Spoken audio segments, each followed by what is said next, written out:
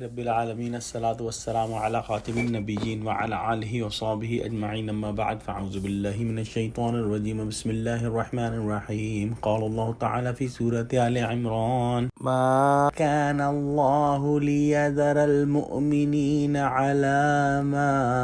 انتم علیہ حتی یمیز الخبیث من الطیب وما كان الله ليطلعكم على الغيب ولكن الله يجتبي من رسله من يشاء فآمنوا بالله ورسله وإن تؤمنوا وتتقوا فلكم أجر عظيم۔ ترجمہ: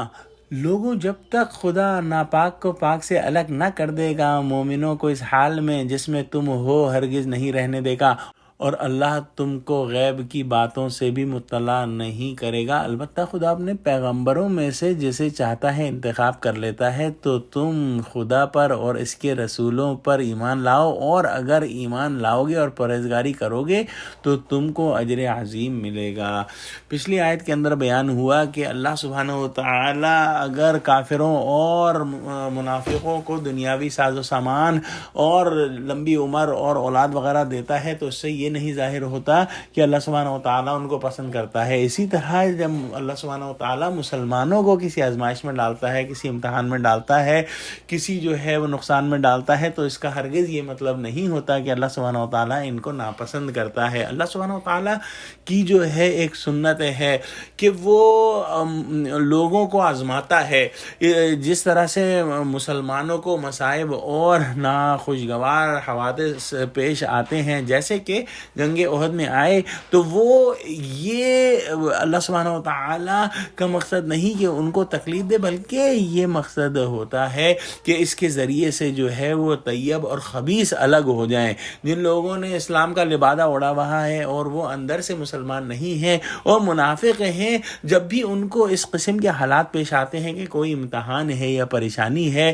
وہ اسلام کو چھوڑ کر دنیا لے لیتے ہیں۔ جس طرح سے احد کے میدان کے اندر ہوا کہ منافق جو ہے 300 کے 300 وہیں سے پلٹ گئے اور انہوں نے میدان جنگ کے اندر جو ہے وہ اپنے اصل رنگ جو ہے وہ دکھا دیا۔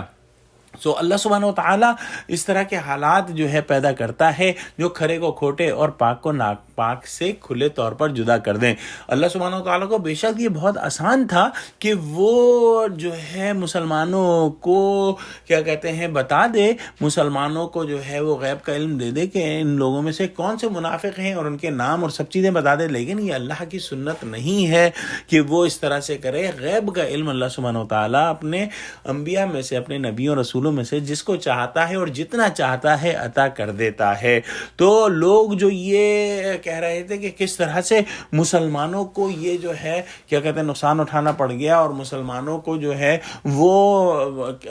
منافقوں کے بارے میں معلوم کرنے کے لیے اتنے نقصان کی کیا ضرورت تھی، تو اس کے جواب میں یہ بات جو ہے وہ بالکل جو ہے وہ صاف ہے کہ اللہ سبحانہ و تعالیٰ کی یہ سنت ہے کہ وہ اپنے بندوں کو اس طرح سے آزماتا ہے۔ لہذا خدا کا جو خاص معاملہ پیغمبروں سے ہے اور پاک اور ناپاک کو جدا کرنے کی نسبت جو عام عادت حق تعالیٰ کی رہی ہے، اس میں زیادہ مسلمانوں کو کاوش کرنے کی یا سوچ و بچار کرنے کی ضرورت نہیں۔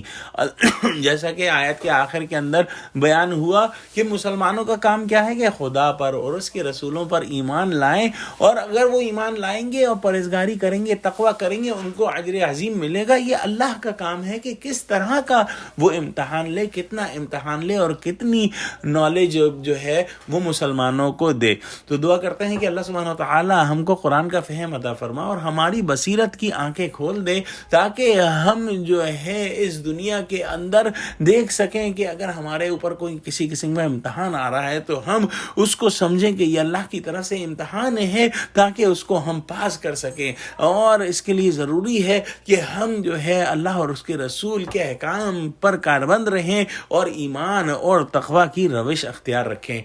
آمین۔ وآخر دعوانا الحمدللہ رب العالمین، والسلام علیکم ورحمۃ اللہ وبرکاتہ۔